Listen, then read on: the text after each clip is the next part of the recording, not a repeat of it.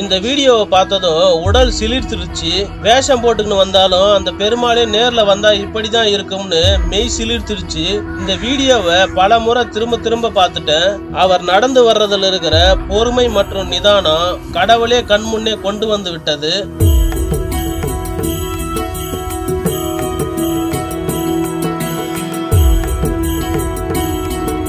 ஏழுமலையானை கண் முன்னே காண கிடைத்ததில் எல்லையற்ற ஆனந்தப்பட்டுள்ளேன். இந்த வீடியோவை பத்தி உங்களுடைய கருத்துக்களை கமெண்ட்ல சொல்லுங்க.